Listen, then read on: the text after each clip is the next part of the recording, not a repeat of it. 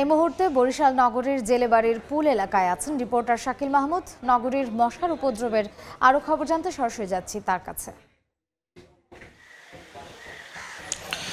দেখুন, গত কয়েক সপ্তাহ ধরে কিন্তু মশার উৎপাতে অতিষ্ঠ বরিশাল নগরবাসী এবং নগরবাসীর যেটা অভিযোগ যে সিটি কর্পোরেশন থেকে ঔষধ ছিটানো হলেও কিন্তু মশার উপদ্রব কমছে না। কারণ বরিশাল নগরীতে যে 23টি খাল ছিল সেই খালের মধ্যে যদিও এখন বর্তমানে টিকে আছে 3 থেকে 4টি, তবে সেই খালগুলো অপরিষ্কার। এবং আমরা এই মুহূর্তে কিন্তু আছি জেল খালের সামনে, যে বরিশাল নগরীর জেলেবাড়ি পোল এলাকায়। এবং আপনারা দেখতেই পাচ্ছেন যে এই খালটির কি দুরবস্থা। একে তো দখল, তার উপরে দূষণে কিন্তু পুরোপুরি খালের অবস্থা একেবারে নাজেহাল।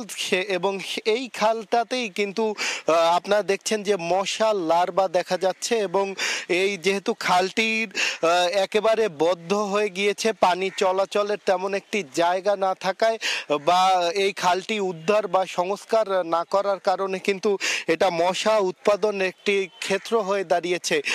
যদিও সিটি কর্পোরেশন দাবি করছে যে তারা এরই মধ্যে, যেহেতু নতুন মেয়র শপথ নেওয়ার পরপরই 800 কোটি টাকা প্রধানমন্ত্রী বরাদ্দ দিয়েছে এবং সেই 800 কোটি টাকা থেকে এরই মধ্যে কিন্তু নগরীর খালগুলো উদ্ধার এবং এই খালে যাতে পানি চলাচল স্বাভাবিক হয় সে বিষয়ে কিন্তু তারা উদ্যোগ নিয়েছে বলে জানিয়েছে।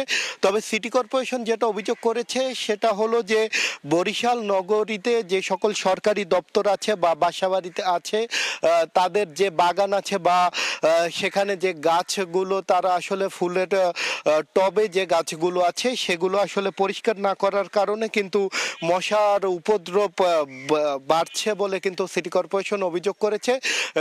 যদিও সচেতন মহল বলছে যে অভিযোগ না করে এখনই সময় আসলে কেরাস প্রোগ্রাম গুলো যাতে কেরাস প্রোগ্রাম করা হয় সেই উদ্যোগ গ্রহণের দাবি জানিয়েছে সচেতন মহল। এবং স্বাস্থ্য বিভাগ বলছে যেহেতু গত 1.5 বছরে 216 জনের মৃত্যু হয়েছে এবং আক্রান্ত হয়েছে প্রায় 40,000-এর মতো মানুষ ডেঙ্গুতে, এবং এখনই যাতে দ্রুত উদ্যোগ গ্রহণ করা হয় এবং সংশ্লিষ্ট দপ্তরগুলো যাতে মশা নিধনে উদ্যোগ গ্রহণ করে এমনটি দাবি জানিয়েছে স্বাস্থ্য বিভাগ। এই ছিল বরিশাল থেকে আমার কাছে থাকা সবশেষ।